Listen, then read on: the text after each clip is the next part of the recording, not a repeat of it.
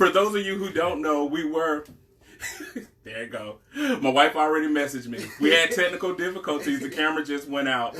Sorry about that. So we're going to go ahead and jump right into it. Those who don't know, Mr. Brian, introduce yourself real quick just so they'll know exactly who you are if they're just coming on. I'm Brian Carroll. I'm ordained minister, author, employee relations. Like I said, employee relations. Right. Employee relations. Mr. Troy, go ahead and give it one more time. I'm sorry about that. Troy Johnson, mentor, nonprofit director, children's book author, and inspirational speaker. All right. So, how was y'all week? We're so used to saying like, how's your week going and all of that it feels weird not doing it. So, how's your week been? For you guys, any of you? I can't complain, man. One day at a time, doing a whole lot of meeting and just networking and continuing to push our mission of sparking creative mindsets in young people. We had an awesome conversation. I think you guys were part of it on Tuesday. Yeah. About mental health and just really empowering and encouraging the kids, man. It was very impactful. It was one of those Iona fix your life moments. And I think everybody got out of it.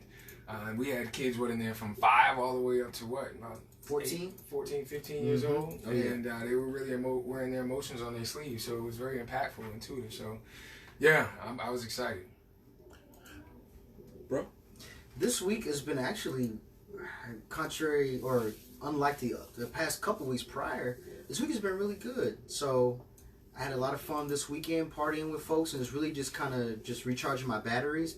And this week I've been pretty productive, and it's just been a lovely week. So the weather is changing, which never is fun for me. Lies, love You it. don't like that? Love it. I love summer. I love it when it's blistering, stupid, walk outside, sweaty, hot.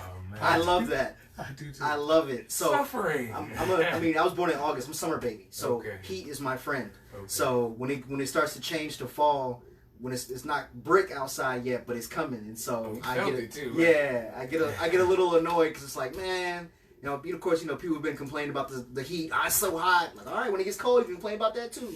So, but so all to say, the week has been great, my brother, and this right here, I always love Thursdays because Brother Empowerment always makes my spirits go sky high. So and having y'all as special guests is even better. So yeah. Appreciate it. My wife said, hey, guys. Hey, sis. Hey. And Peaches is on. What's going on, Peaches? Sorry about that. We're tagging everybody now to let them know that we are on. So, sorry. And just like you, my week actually has been pretty good. It did start off Monday with that discussion. And it's some powerful stuff that was said. Hey, Peaches. And it had me thinking, Cordell and I talked about it, Tuesday? Because I stayed up all night Monday just thinking about the young man that was there, praying about it. But also, it's almost like how certain trauma will allow you to revisit your own trauma. Absolutely. So it's like, you ended up encouraging yourself through that person, like, yeah, I made it out. He gonna be good. He gonna be good. He's gonna be okay. So it definitely was an experience that set the tone. I think for me, I more so went into a spirit of worship that night more than I did on Sunday or Saturday, if that makes sense. Yeah. So and then Tuesday was a phenomenal day, and Wednesday was even a better day. Well, Tuesday was great because Brian, was that Tuesday? What? It had to be Tuesday. That Brian sold us a light. Oh, okay. He got tired of seeing us in the dark, so we about to be professional up in this piece. So Brian donated us the light, and I'm so excited about that. That's some more stuff. We're going to be professional. Y'all don't even know. The camera went out today, but guess what? It won't go out anymore. We got Dana on. We got Tara on. Hey, y'all. So we're going to jump into the discussions when I pull them back up because, okay, So let's jump to it, guys. This is your first time being on here, and if this is your first time viewing, Love is a Parable has brother empowerment. The whole focus is not to bash brothers and say you need to, but it's about having a healthy conversation and looking at things from a different perspective, a male's perspective. So in turn, we hope they'll walk away saying, "Dog, I didn't think about it that way." So that's the whole purpose. Of course, it's a no judgment zone, but you have every right to say how you feel, and then our viewers will be chiming in at the same time. So I will help facilitate the comments because that's what I normally do, and we can get right on into it. So we started number 3. We started number 3. Okay, the role of the black father, stepfather, and dating women with kids in 2019, 2020. Are black fathers still missing from the household? Is it a choice or design? That is kind of loaded. So you can unpack that any kind of way you want to. Who want to jump first, Brian or Troy? It's 4 questions. Yeah, be here for it. Like in the beginning. Yeah. So who wanna tackle that? The role of black fathers or stepfathers and dating women with kids. So that's really the first part. Well, I can speak on that. Before I was married, I actually got married early, when I was 21. I dropped out of college and married this young lady who had 2 kids. Of course, it wasn't 2019 or 2020, but I still reflect on what I did. And I wasn't doing it to say, oh, I'm a black man, I gotta raise these kids. I did it because I was in love with their mother. And with that love and that response, therefore I took on the responsibility to help raise the kids. But there was an issue with, me giving out discipline to the kids. That's one of the... Meaning the kids are from the mom. Right. The kids are from the mom. So no, here's how I was asking: was the conflict with the kids or with the mom? No, the conflict was with the mom. Wow. So it was like, well, I don't think you should be disciplining my kids, and there you go, my kids that way, and that's what caused the conflict. You were married, right? My wife says she can't see you. You need to come over some. So it wasn't like. You slide over. You just have to move your whole chair over, brother. Can she see me now? Yeah, you good. You in there now. So, me trying to dispel the conflict, I understand they're your kids, but they haven't had a man in their life to discipline them. They've been running over you and acting crazy in school. Did that cause conflict with you and her too? Yeah. So, we really had to fix that issue. And let her know, okay, I'm not going to whoop your kids or beat your kids, but you have to understand, if I'm coming in as your husband, as the man, then I have to take on some responsibility to discipline them. Right. Because if I don't, they'll walk over me. And we can't have that in the home. Thank you. Was that a conversation that you had prior to marriage? No, and that was the big mistake. That was a huge mistake because, after all, I was 21.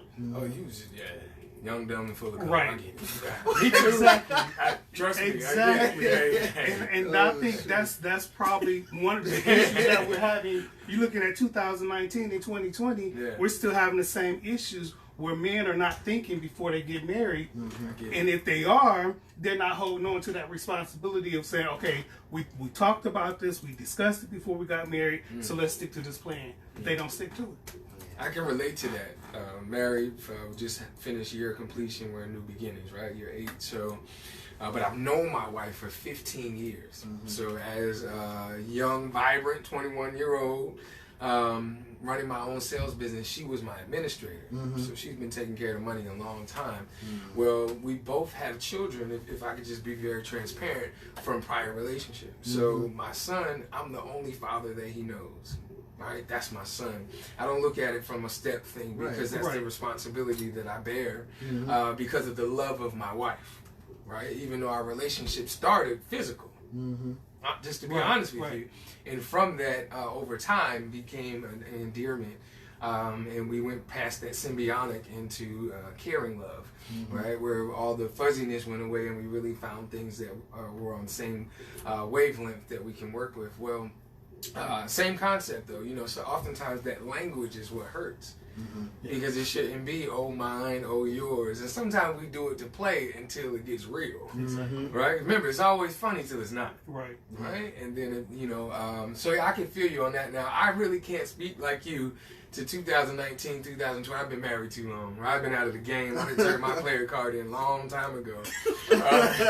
However, therefore, and consequently, I will say this. I believe that the Bible says what our people will perish from the lack of knowledge. I think that there's a disconnect in us teaching and empowering those young brothers so that the things that we did and made mistakes in, I'm not saying that they won't do it, because some of them just have to learn. I was hard-headed. I'm a true Taurus. I'm stubborn. I get it. Some mistakes I just had to make, and I had to live with those mistakes. But I think there has to be more empowerment. I think things like this and being able to do more with some of those young 21-year-olds that are thinking about marriage. I do wish that, or I do appreciate the fact that I found and waited to get married until my 30s, right? Because I'm 39, been married for 7, so I got married at 32, right?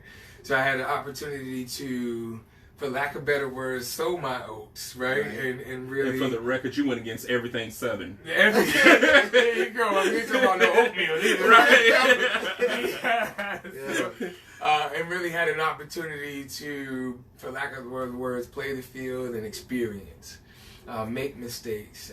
And really, I'll be honest with you, my wife really has molded me into the man that I am today. She took the time to saw the good in me and said, okay, well, we're just going to keep working on him. So, it was like 5 questions, but I done forgot. No, but you got perfect time. Brian, my wife say all she sees is the top of your head, sir. Patrick, I guess that's your cousin, said that this is Sean, said he would love to be a part of the talk, so I guess you'll reach out to him later. Oh, yeah. Okay. Yeah, that's your cousin. Yeah, it is. I already checked it out. Yep. Danielle Green Polk is on. What's going on? Lori Jones is on. Chloe Dunstan is on. Hey. What?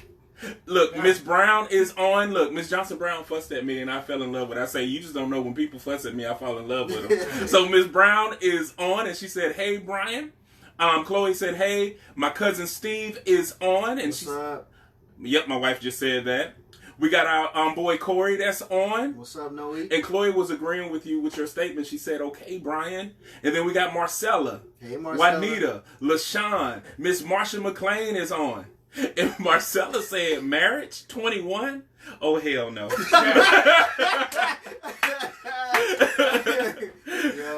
said, well, it's not me. Yeah, that's right. And then she said, I need to talk to your wife because damn, bro. So, it was several different questions packed into, several different questions packed into one. So we talked about the role with dating women and children, but we kind of went into marriage. And so the next part of that question is, are black fathers still missing from the household? Is it a choice or design? I know that's your passion. You want to talk about it? Statistics have shown. Statistics have proven that the narrative that black fathers are absent from their children's life in the household are false. And statistically, as of right now, black fathers are the most involved fathers. Now, whether that means they're involved from a co-parenting standpoint or in the household marriage standpoint, I don't know specifically. But the important part is that they're the most involved out of any other ethnic group. They're the most involved fathers. As far as black fathers being missing from the household, I can't say about that now. I know that was a narrative that was pushed, and it's still being pushed about absent black fathers. Right. So, but I don't know about that now, and I can't say that that's the case now. I don't know. Yeah, I think that we have to do a lot of. We talked about communication, but a lot of people need to talk about communication of expectations. Right. And the funny thing is, assumption is more. I think assumption is probably the most dangerous thing than expectations. Because we assume, because you say that you are a man, that my ideology of a man, you automatically know through osmosis or through some type of interaction. Like, yeah, this is the type of man that I want, therefore you the type of man that you should be. And a lot of times people are not having that conversation. Right. And then also, so when we started talking about being present in the household, we talked about this last week. There are some people who are very traditional. And they really think that the man should be hands off in the household, meaning he should just be the provider. And that's all that he should do. He come in and be the disciplinary and be the provider. But as far as the emotional engagement, the rearing of the child, there are some people who still believe, yes, in 2019, that is the role of the female. And so when and then now the flip side, you have women who have the expectation that the man should be more engaged. And based off of that assumption of him not being engaged, I say that he's not part of our household structure. Right. So there's so many different dynamics of communication that comes along with that. And I think when we know that there are narratives out there, but we need to define what the narrative is. And I think that that's where the biggest confusion tends to come into play. Now, Marcella says something is very false, but I don't know which part. She's talking about what we were talking about. The narrative of black fathers being absent. Right. Marcella's my Sora. She always have my back. Kurt, what up, man? Kurt is on. What's up, Courtney? It's Kurt. And Miss Sandra Denise said, kudos to the black fathers. And then she said, but how do you suggest that conversation begins? My cousin Sherry is on. Hey Sherry. Hey, Sherry. I think that we have to get out of trying to formalize everything. Having a conversation is as simple as drinking water. But we, in our minds, make it so complicated that I think that a simple, what do you think about this? Or how are you feeling about this? Will start that conversation. I think what has happened a lot, and we talk about this, we have been conditioned to believe that we must become angry or intoxicated under some type of influence only to be truthful. And so naturally when it's time for a person to be truthful, they become attitudinal when they don't have to be. You can be forthright, you can be truthful without an attitude, without getting angry, and just because it gets heated doesn't mean it's over. And so sometimes we do have to have a tough conversation because we're passionate about it. And it doesn't mean we're angry at anyone. We could just be passionate. And I think people don't know how to deal with tough conversations. And we want it to go more fluently like it's on television. But in real life, we have emotions attached to it. And we should just have the conversation. The thing about it is we raise our kids this way. Like sometimes people say things wrong. I need you to get all of it out. So then we can talk about it and say, okay, well, the next time when you say it, that kind of, But if you don't allow a person to get those words out, when will you know how they really feel?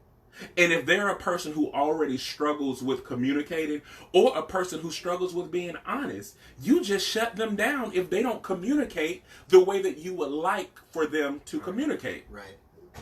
And then Miss Brown say there are a lot of grown boys masquerading as men. Here go Marcella talking about speak. And then it said facts, age doesn't equate to readiness to be a man. And also being a man is also relative in America because there is no rites of passage on what it means to be a man in America. And there isn't a rites of passage in black culture in America on what it means to be a man. And so there again, those expectations may be what is being perceived as a boy when the man may say, no, I am a grown man. And you might think that they're childish, but if we didn't have the conversation, you can't say I'm masquerading if I'm genuinely being me. And I think it's okay to have emotion, and if you can't have a conversation, then bring in a third party. It's okay to have a neutral corner. It's okay to go to therapy, but it's not okay not to have the conversation. Yeah. So we may disagree. But because at the end of the day, it makes no sense for the emotion to now blow up to the point where I'm in one corner, you're in the other corner, and we don't speak for 5 days. Right. Yeah. That didn't solve anything. So yes, there has to be communication, but if you're not able to do it effectively with the emotion, knowing that that is a hindrance of yours, then I think we shouldn't be so narrow-minded to not add a third party or a neutral corner. Yeah. And Marcella said that's from a lot of black mothers instilling, she emphasized it that way, that aggression into their sons as well as daughters, and it become very cyclical. Yeah. You know my tongue was gonna mess that all up. I was like, help me. No, but too, before we leave this topic, I want to say too that, you know, what the sister said about men masquerading or boys masquerading as men or whatnot is that there are so many brothers out there that have untreated trauma from their childhood, and it comes out in certain situations. And so what may not be, they may not be trying to be men, but they're building on top of the trauma. And so what someone may call being a childlike or being childish may just be them trying to get that trauma under control when it starts to seep out. I actually agree with all of that. I'm one of them that don't like descriptive terminology when it's related to something like this, because just because you see it one way, the thing about relationships is not what you bring to the table, it's about what you guys share. Right. And so a lot of times people want to focus on, well, this is how my mama raised me, or this is what I believe, or this, but that's not a relationship. Yeah. That's a dictatorship. But in a relationship, you share. That's part of the relation, is that sharing part. And you know how people say the ship is what you carry. You carry what you share. And a lot of people miss that whole part of the beauty of relationships is diversity. The fact that you came from a different walk of life and I come from a different walk of life, and together we create a whole new walk, that's phenomenal. Right. And we all know there's things that we didn't like in our past. So this is an opportunity to make a great future with somebody you care about, not defending the chaos of your past. And I think a lot of people miss that whole point. Yeah. And then Mr. Denise said, what are defining characteristics of an effective man? Do y'all want to? It's a loaded question. It is loaded. Yeah, it is. I'll go ahead and say this. It's whatever that person is with and what they want in that relationship. Because you can be an effective man to your neighbors and be ineffective with your spouse. Correct. Anything you want to add? I dropped the mic on that one. Yeah. Whatever. Okay. I deleted one because we talked about it last week with the court thing, and it was combined. Okay. Recognizing your thought process and how to be considerate of loved ones. Recognizing your thought process. So I'm guessing they're thinking about, like, this kind of ties into the communication piece. Like how you process situations. It can be perceived insensitive to someone else. Like you might, like for instance, I process some things quicker than my wife. She takes her time and think it through. She's not going to say anything until she has a complete thought. Right. And I'm like, you hear me talking to you? You hear me? Hello? You hear me talking to you? And for the longest, she never said, I'm processing, let me think. But now when we talk, I'm like, y'all better give her a minute. She thinking. Yeah, I'm the same way. Yeah, you figured that out. Right. You've compromised. So I think to that point and to your point as well is words matter. Yeah. Like for me, you know, words matter, and you know, not being. I'm an aggressive person in my talk or my speech. I talk with my hands, and sometimes, I think you said it, Jay. My passion is perceived for aggression, right? I'm passionate about what I'm speaking about, but I have to be mindful, because that's what you were doing when you're telling your wife, "Hey, you better give her a minute." Right? You know, I'm being mindful and I'm treading lightly, right, to make sure that she can get that thought process out. And my wife is similar, not the same, but similar as well. I'm the one that jumps out the plane. I build a parachute on the way down. She's the thinker, so I'm very spontaneous. I'm very energetic, where she's a thinker. She'll mull over it, you know. And Sometimes that doesn't work well with the spontaneous one, but having to be mindful of, okay, let me just give her a minute and let her process, as you said. So. And being an entrepreneur on top of that. Right. So things need to move quickly. I don't have all day. So can you, that question, was it actually talking about recognizing your thought our process. own thoughts or somebody else's thoughts as well? It says recognizing your, so I think the onus is on the person. And then, so recognizing your thought process and how to be considerate of your loved ones. Even in your thought process. Right. So that goes into knowing your own identity as well. Understanding how you process things.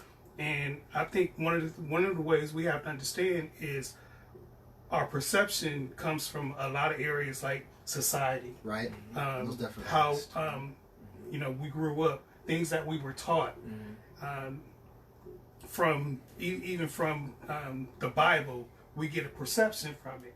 Now, if I take in and say, okay, what God meant by parting the Red Sea, but you don't perceive it like that, then there's something wrong. But are you wrong or am I wrong?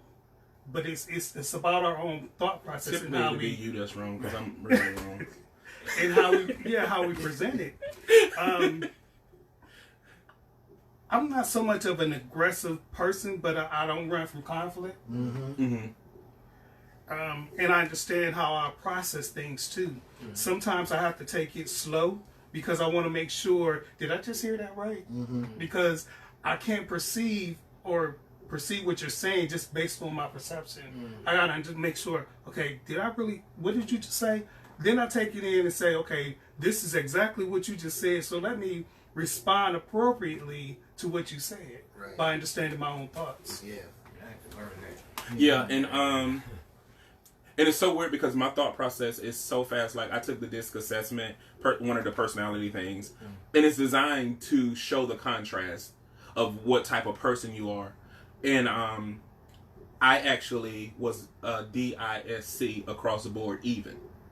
And so my director, because we all took it as part of the team, because that's how we built, and he was like, that's impossible. Take it again. Took it again. Same thing. Took it 4 times, and I was DISC across the board, which means I think that I'm doing it slowly, but I'm actually doing it probably quickly. And I already come up with a plan when the average person is still sitting there thinking about it. And so now, because I know that, I do allow a person an opportunity to just go through the process, even though I've already made a decision.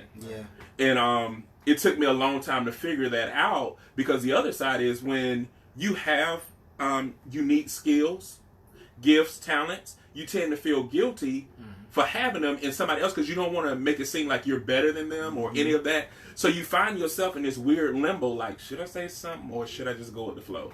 And a lot of times I would just go with the flow, but the interesting thing is, how I became successful in my career, especially in higher ed, was because I was the one who always had the tough conversations. I was the one who addressed retention and attrition. I was the one who talked to the parents. I'm the one who talked to the students. I'm the one who always broke the bad news, but in a nice way. And that's how I think that not only prepared me, but to deal with tough conversations, but it also helped me to excel because I was doing things that people ran away from. And I walked right into it. Marcella said this: mothers are too lax with their boys. With their mothers who are too lax with their boys also create grown boys who have lifelong boobs in their mouths. Lapita Bay say facts. I don't know which one, but she probably was agreeing with Marcella. Yeah, I think she was. And then my cousin said, Steve said, my wife and I were just talking about something similar yesterday. Even on how our parents disciplined us versus how we think we should with our children. Echoing and talking about you two people coming together to create something new. And then Jason Mahoney said, if you have not addressed the trauma of your childhood, you are destined to mess up someone's adulthood. That is profound. So. Yeah, I think it's definitely true. I might steal that. And then my cousin said, trying to determine what is too far or simply what is effective. Definitely, of course. And then here, Alex is on. Hey, Alex. What's up, Crystal Alex? Bodie Smith is Hey, on. Crystal. And Marcella said, asking questions for clarity to have a true understanding and then respond accordingly. Yo, people that don't do that are definitely smoking. Yo, she is wrong. She's wrong. That's That's why I love her. First of all, let me tell everybody, this is organically Marcella. Yeah. She's my soror. Yeah. And the day when I met her in the Walmart parking lot, she was just raw. This is her 24/7. So this is not a front for the book. Yeah. Yes. And then we got Lenora that is on. That girl is funny, man. So, are our current local role models doing enough? The person said out, but it should be our. Are our current local role models doing enough to help create other future black role models? What deficits are there in the black community? Okay, so that's 2 questions. Whew. So the first part of that question is, do you think that our current role models are doing enough Depends on to help prepare future role models? Well, I mean, that would beg the question of whoever's asking that question, who are they looking at as a local role model? Right. I mean, are they looking at the parents? Or are they looking at people? They're looking at brothers like you, Jay, Brian, or Troy, or anybody. So I think that I would say yes, because there are brothers out there doing very positive things, and they don't necessarily have a camera around all the time. I think that's one of the things that irritates me about people who say, men need to do this, brothers aren't doing this. There's not, is that just because you don't see it with a camera doesn't mean it's not being done. There are millions of people out here, hundreds of thousands of organizations, and some of them are local, strategically and by choice, and or just by circumstance. They're primarily local, and there are some that are national by choice and or by circumstance. But that doesn't mean just because you don't see a camera or it's not on social doesn't mean that it's not happening. And I like I said, I get frustrated with people who say, especially when it comes to just people on both sides, women need to do this, men need to do this, or they need to have these discussions, they need to have, well, just because you don't see it happening or there's not a sweeping change doesn't mean that it's not happening. It didn't get like that in an instant. It won't change in an instant. So my answer to that first part of the question would be yes, that they are doing what they are, creating more opportunities and creating a better future. Okay. I think there has to be personal accountability. I think we all should have a personal accountability. One, I think role models too high of a bar. Right. But I do think that we all should shed positive light in any conversations that we have. Yeah. It's our personal responsibility to be that light and to speak life into people. So whether it's at the grocery store, at the post office, at the gas station, remember, kindness is free. So it doesn't cost you a thing. So to be able to take that moniker on, especially if it's a passion, like for you to write that question, clearly there has to be some type of pulling or yearning, or you wouldn't have asked the question. So are you leaving that responsibility to everyone else? Or are you taking a part in that accountability and responsibility of shedding that light? So I think the second part of the question, I forget. You got to help me out, Jay. What was the second part? I don't remember. What are the deficits in the community? Are we doing enough to prepare for future role models? And then what is the deficits in our community? I think that's always a work in progress. I think that I'm not one to reinvent the wheel. However, I do believe that we could be 100 grit and smooth it out so it rolls more effectively. I love that, bro. Dude, steal that one, right? You put that one in your back pocket, right? So I need to start getting the bill. So tell them what they want. So but I do think that for those that are doing great things, that face, not a finger, right? We do a little bit by ourselves, but we do a whole lot more together, right? And really coming together and speak of that unity. I think if there was more of that, like, this is organic. Here it is. I met Jay 2 months ago over a slice of pizza, just off of the love of social media, but we took the time to have the conversation. Right. Correct. Yeah. We took the time to have the conversation, and not in love and kindness do I draw these. So the expectation was, I think we laughed about it. It was like, man, I hope this is worth our time, right? and Prayed the whole way. I talked to him about I'm about to meet this dude. Right, exactly. So I'll let you know how it goes. Right? And it was just the whole time, it was like, wow, nuggets and names and circles were aligning. It was like, wow. And again, the footsteps of a righteous man are ordered. So I think having those conversations and really networking for those that are doing it will create that wheel to be even more circular, to be even more profound, to gain more ground. Yeah. So yes, are there deficits? Absolutely. But I think we could cover those grounds by doing more of this. Yeah. I will say this too.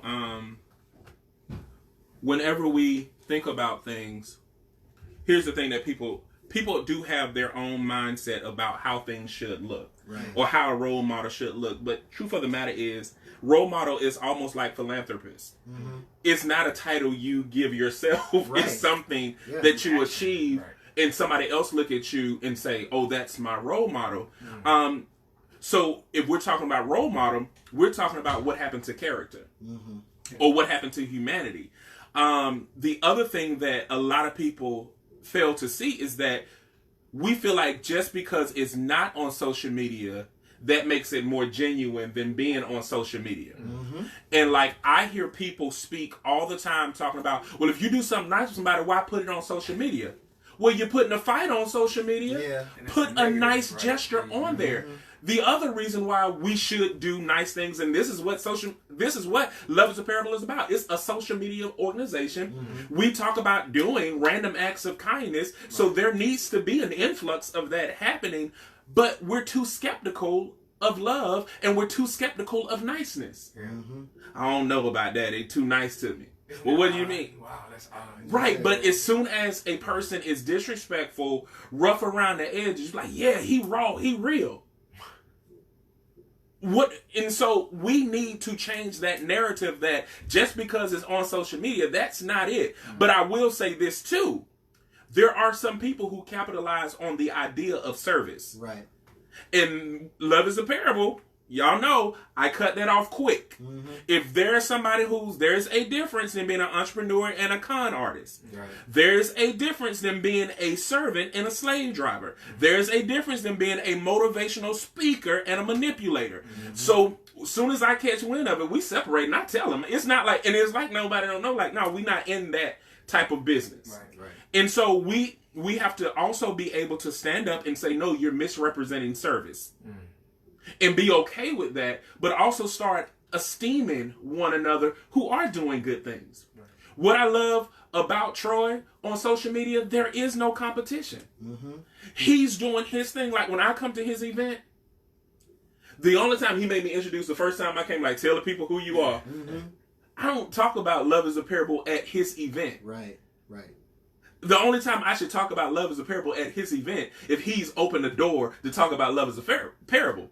But we have people who come talking about, I'm supporting you, but they're using your platform as a stage for them. That you're not supporting me. You're trying to do business. And stop thinking networking is always financial. Right.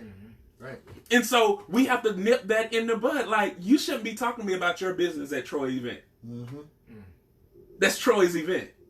Let's support Troy. And we can talk about all the other stuff. Like, and I told you, that's like, no, what you got going on here is totally different. And it's okay if it's separate, because I can still come and support.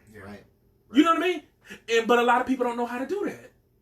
And they feel like, because if it ain't money, it ain't making sense. No, if you're not connecting and bringing people together, you're not making sense, and you're not doing anything for humanity. That's a deficit. If you're looking more at resources versus human resources, something's a problem with you. And that's a deficit. How you gonna make money without people present? You make all the money in the world, but nobody's there to share it with. What that mean? So we got to start calling out people who are using service in the wrong place, and still do it with a smile on the face and tell them, no, you misrepresented. And it's okay.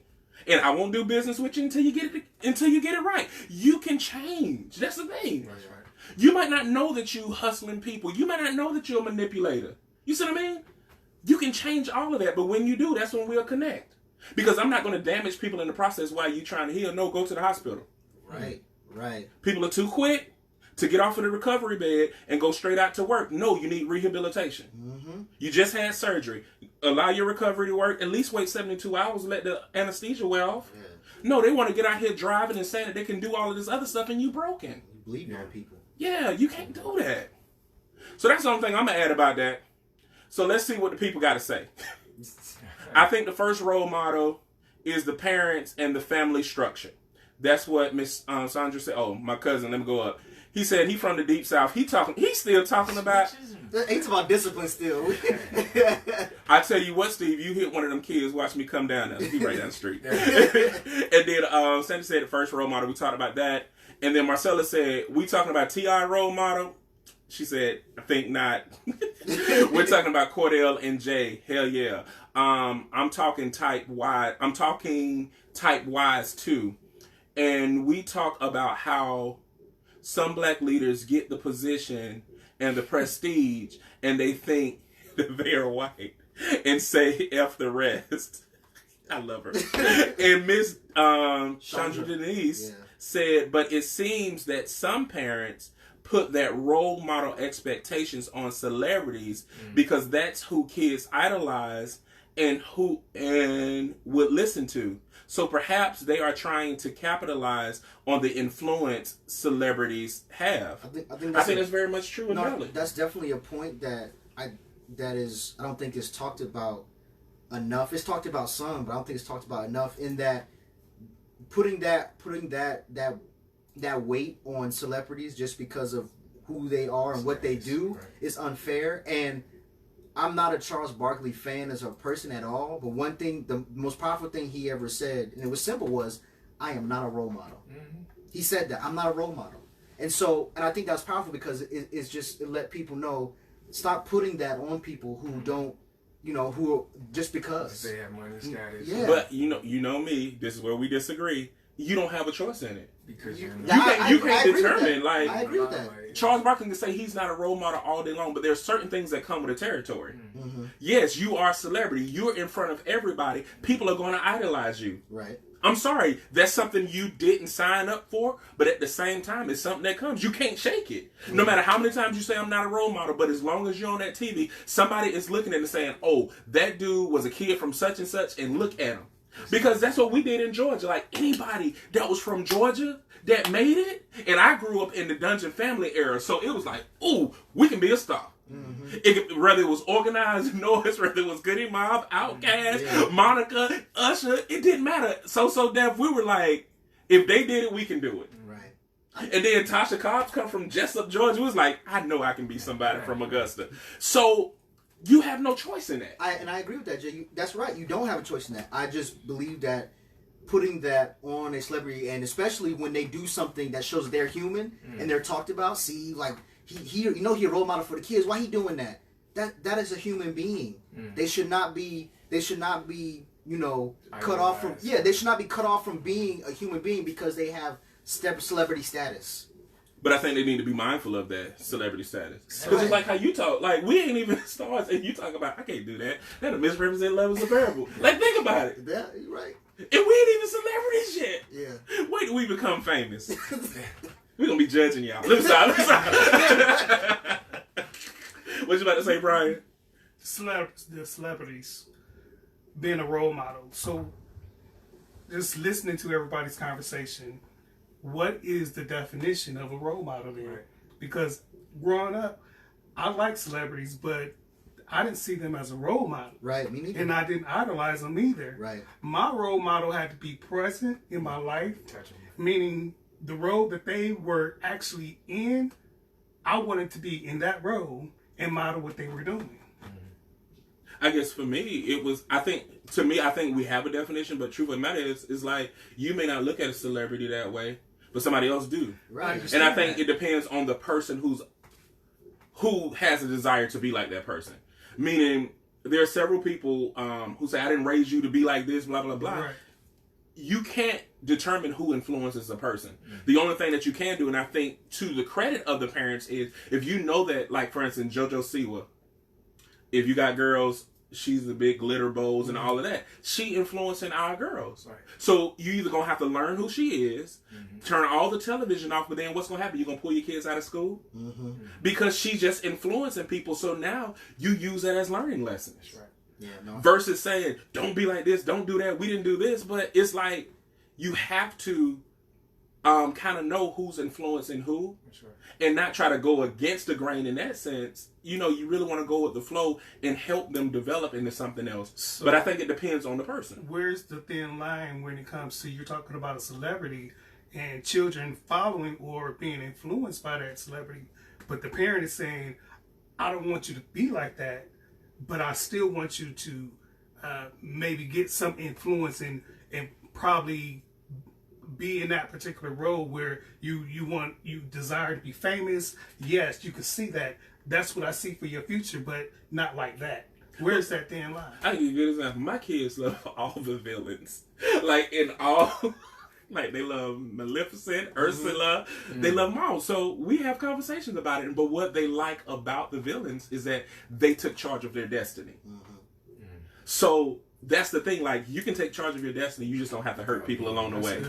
So that's how we do it. And the funny thing is, some of the villains, we like, yeah, that's kind of cool. Yeah. Like Killmonger in Black Panther, he really wasn't, huh? Killmonger is in the Black Panther movie. Killmonger, Michael B. Jordan played Killmonger. They're judging him, and I'm not judging. You haven't seen? No, I did. I'm not judging. Killmonger was Michael B. Jordan. That was Killmonger. Yeah. Right. Yeah, but he wasn't really a villain to me. Mm-hmm. And so my youngest, she was crying in the movie theater like, they didn't have to kill him. He didn't have to die this way. Mm-hmm.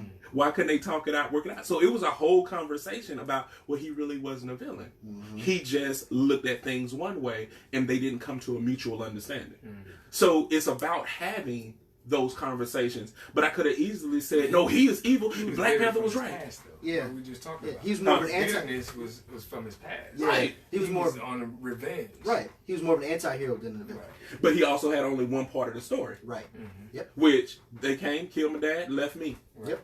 You see that example you just gave? Mm-hmm. Just in my perception, you can correct me if I'm wrong. Wrong. From that, okay. From that, you turn the influence of the Black Panther back onto parenting as a role model. Right. I think that that's what it is. It's like, you asked where the thin line of coming in parenting. Right. Only a parent knows their child, and only the parent knows the child, whether they like it or not. They still know the child. I think what happens is when outside influencers say, no, you should raise them like this, or you should do that. No, because there's certain things, like my oldest is different from my youngest.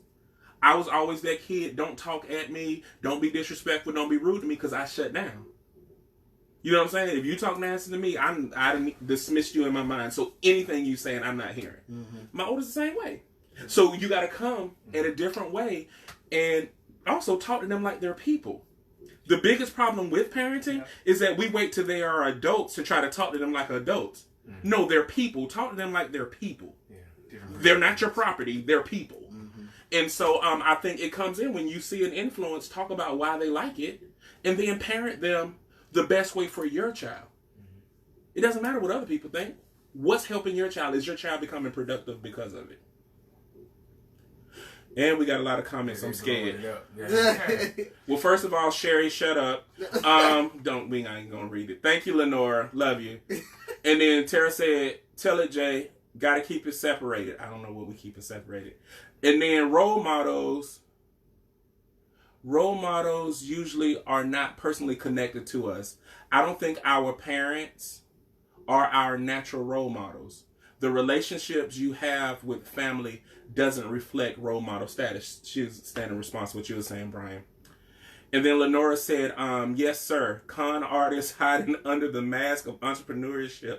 God is not pleased with that flip. And then Tara said, love it, teach. I don't know what we teach it. And my wife said, that's right, so I'm going to go with it. And then, shut up, Sherry. And then, shut up, Lenora. And then, see when you understand law, see when you understand. I don't know what Tara's talking about. See when you understand. I think she may have been talking about when you said, until people get it right, you're just going to, distance yourself. Oh, yeah. Okay. Thank you. I'm glad. He's the terror whisperer tonight. And then my cousin said, the entire series of feeds or conversations is a role model for me. This proves that men can be nurturing, hold each other accountable at the same time. The thing breathes life into me each time I tune in, even if I feel convicted by a thing. It's life. Steve, you're not gonna make me cry because I know that's my cousin. I know it's right there, yeah. Okay, we're gonna move on. Okay. Lay up in the hospital bed until you have a Lazarus experience. Shut up, Lord. Sherry says, somebody give me a sheet. I just felt that. I don't know what they talking about in their spirit. When you was feeling it and you was going in. I don't know. I blanked out. Marcella said, I'm a role model, point blank, to so many young people, and they all, I do mean all, me heavy, and it's because I don't have judgments or the rules, etc. of parents, and they can keep it G with me, similar to you. Yeah, I can definitely see with that too. My Uncle Marcus, I don't know if he's tuning in today, but my Uncle Marcus he's my uncle, but I also felt like I could talk to him about things I necessarily couldn't talk to about my parents sometimes. And not to say that I wasn't truthful with my parents, but I also was a little bit more earnest with my uncle, just because it was a little bit more of a comfortable relationship, you know. So, and by the way, my parents are my role models, and so one of the things that, similar with what Jay was saying, my dad would tell me, oh, I was being an Allen Iverson fan. He's like, oh, you like Allen Iverson? That's cool. We see the stuff that he does. He can do that because of this, this, and this. You may not be able to do that, but I see why you like him. He's cool and all that. So he definitely made that connection for me and got down to that level for me, even as a teenager. You know, so yeah, definitely. And I ain't gonna lie, like my role models as athletes, they died in the 90s. Mm-hmm. Like I used to love Muggsy Bogues. Mm-hmm. Scottie Pippen was my ultimate favorite athlete of all times. Mm-hmm. And when he left the league, it was like, okay, I don't care about basketball no more. But he was, because the one thing I liked about Scottie Pippen, never knew him, but I never saw him act uncivil. Mm-hmm. And he was just as great of a player as Michael Jordan, but he was never jealous of the shine. Right. Yeah. And so I always respected that, and I always say you can assist somebody to be great and be great yourself, and there's no competition. But I think that a lot of people miss that. Marcella said, "Who raised you?" Yeah. And then, she's about to start that fooling. Sherry and Lenore going back and forth. Marcella said, "Celebrities are the bomb. They are the truth, and parents lie to you, and the stuff is bogus." And then, they said they judge it about Black Panther. Oh, they done pulled your card. Killer who's not a villain, we agree. Yep. Hustlers, manipulation. Yes, I'm catching up. I'm going to tell quick. This is the stuff I be talking about. Yeah. Can I see everybody? Y'all tell Sherry, hey. She said she can see everybody. Tell Sherry, hey, y'all. Wait a minute, my kids are my property. That's why I have a birth certificate. It's my receipt of ownership. I made them. They are mine. Like baking a cake. It's my cake, girl. Oh man. She's about Scottie. I know he's still alive. I'm talking about he's not in sports anymore. It died in the 90s. Like, I was done with basketball after that. Yeah. So I think time for one more? Oh, I don't even know how much time we got about 10 minutes left. Okay. Why try to date when you don't have or aren't willing to give up personal time? Oh, well, since I'm out here dating, I guess I'll jump on that one. So tell about the thought page. Whoa. Sir, I am getting out of here. No, but that's a continuation from another video we had. I actually think that I want to say that Uncle Marcus was the one who came with that question, but I don't know for sure. Okay. So, but one of the things that people say, and men and women say this, so I'm not pointing fingers at anybody. Well, I'm pointing fingers at everybody, but all across the board. So men and women say they have, the saying, I don't have time to date, but they're out there looking for someone to get in a relationship with, or they're out there looking for people to date. Mm-hmm. And I think that is, it's in the narcissism bag, to where I think that people say that or put that out there so that people will pursue them even more to get them to make time for them or to prove themselves to them. When in reality, if you truly don't have the time to devote to be out in the dating world and to, I won't say play the field, but to meet people and to go on dates and find out who is compatible with you. If you truly don't have the time or don't want to invest the time that it needs, then you should just, I don't want to say be by yourself, but you should just fall back. And I definitely do think that people get caught up with wanting to be with someone, but knowing that they're not necessarily ready for it. I knew that I was not ready to be in a relationship prior to a couple of months ago. But isn't that dating, though? Isn't that the purpose of dating? To what? To find out. Yeah, because you're not in a relationship. It's about... Well, no, what I'm it's saying... It's about the right. variety and having fun. What I'm saying is some people literally say, I don't have time to date. Well, so, and if you really don't have the time, meaning if you have too much other stuff going on, then I'm saying that... What you mean by date? Maybe go out on dates. Literally go out on dates. Oh, okay. That's what I mean. I don't mean dating as in dating someone exclusively, aka a relationship. I mean going out on dates. Some people literally say, I don't have time to date. Exhausting. Right. And so if you literally don't have the time to date or don't want to invest the time, then why are you out here even really talking to people, entertaining people? If you don't have that kind of time, then just fall back and work on what you have to work on. I just believe that it's a really sick hook that people cast out there to find out who really wants them bad enough. And I think it's really messed up, in my opinion. I just want to be obedient. Hey, Sherry. I about to say, Sherry said y'all disobedient. Hey, Sherry. Hey. I guess for me, I feel like that goes back to the expectation thing. Because some people do look at dating differently. I understand. And the reason why I was asking is because I knew at one point we agreed, but I was like, it may have evolved, and I just wanted to make sure that I understood what you were saying by dating. And I think that that's the problem with this question. Some people look at dating as a prelude to marriage. Right. Or some people look at dating as a prelude to long-term relationship. Right. Then commitment, then marriage. So it's like, so you got so many different people who look at that, but I think nothing is wrong with seeing if you still got it.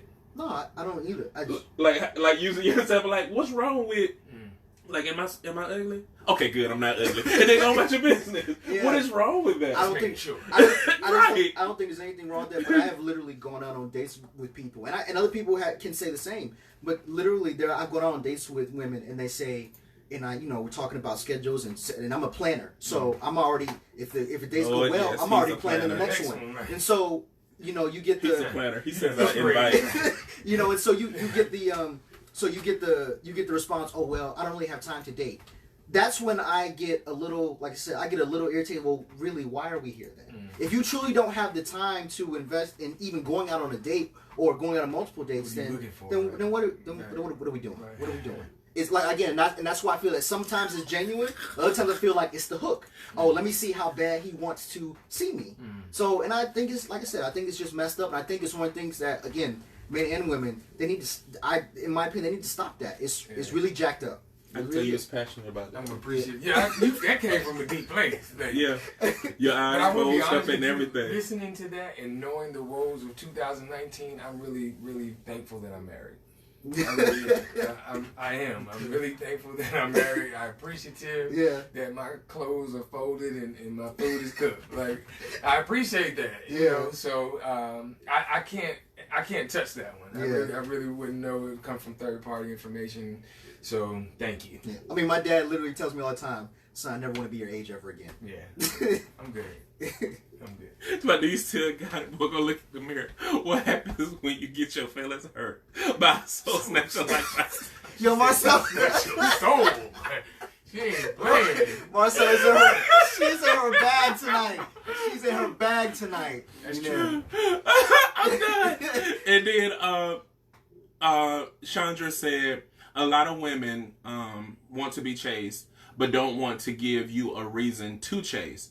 I'm raising my sons to chase nothing but their dreams, not a woman, and not their.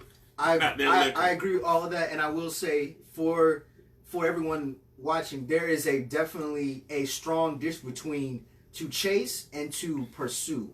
When I think of pursuing a woman when it comes to dating and relationships and all that, I am pursuing her in the relationship, but also I'm pursuing because there is reciprocal energy, reciprocal time, reciprocal communication. I'm not going to chase anything but the bag. I will pursue a woman in a relationship. There's value there. You might as well just stood up. Did you want to mount the podium? No, I'm good, man. I just look. Lita already said you had a moment. He had two of them. yeah, just saying, you know. Okay, so we're at that time. Every at the close of every brother empowerment, we take the last couple of minutes to highlight positive brothers. So this is your moment to do a positive brother shout out. You can do one, or you can do as many as you can think of. So we'll start with you, Brian, and then we'll just go around. I want to highlight you guys. I appreciate being on this platform and sharing and actually just get a chance to hear you guys live like this. You encouraged me tonight. I learned a lot, and I appreciate you. Well, thank you. Yeah. Well, thank you. Respect, brother.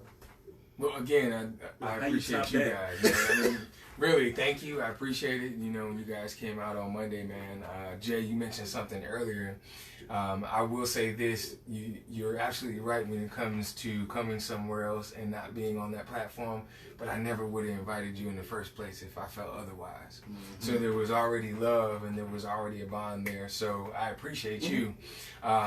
Two, I got to shout out my team, man. JC, I love you, brother. Kirk, Captain Kirk, I love you, bro.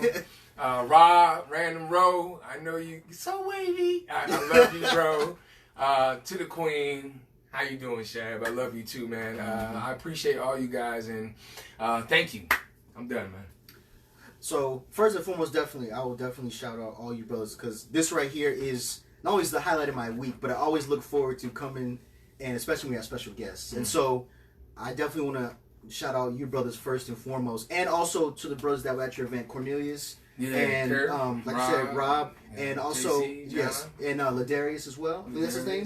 So I definitely want to shout out those brothers as well, because that was and all the young brothers too. I don't know them by name, but all the young brothers that were there, because that was not only a positive experience but also a humbling experience. Those young brothers were so, like I said, they had so much clarity and they were so articulate that it blew me away. And also, again, it was also a really powerful experience. And so, also, my Uncle Marcus, of course, I talked about him. That has been, that's, I will say my favorite uncle, but he's been, he's taught me a lot of life lessons. Also, my dad as well. My dad also taught me a lot of life lessons. And all the brothers that are on, Brother Empowerment, all the ones that tune us, the first timers, and also the ones that tune in every week. I shout out all y'all, because y'all are positive brothers as well. Yeah. So. Great. Before I do my positive brother shout out, I apologize. A couple of things. November 8th, make sure you mark your calendars, because that's when we're having our second anniversary celebration at Authors and Art. Same location. We got the same DJ, and we have catering by Twisted Pine Bakery. So it's just awesome. So I hope to see you guys there, but the capacity is at 50, so the first 50 that sign up is all we getting in, unless you're going to be hanging outside. That's usually what happens. People end up hanging outside. We just open the back door. But we want as many people as possible to come. We will be recognizing then our corporate and love advocates of the year, just like we did last year. So guys, come out there, have some food, have some fun, and just hang out with us there. But now, as for my positive brother shout out, I definitely want to shout, of course, Cordell, because Cordell has been rocking with me since the very beginning. We didn't even know each other. It was just like, it was so weird. I was just like, hey man, something told me, which was the father. I was like, something told me that you need to do this. And he acted in our first video, first time acting.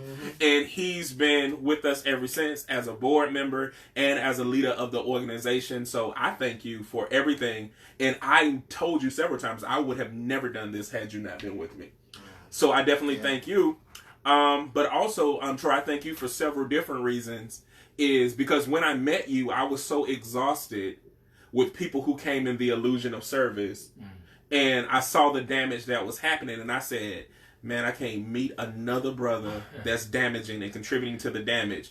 And I was so glad that the Father answered my prayers, because not only you, but the guys that you've connected to, I have seen nothing but positivity. And that's what the world needs to highlight. And I will use my platform to always do that, to make sure I highlight those who are really making a difference, but also are positive.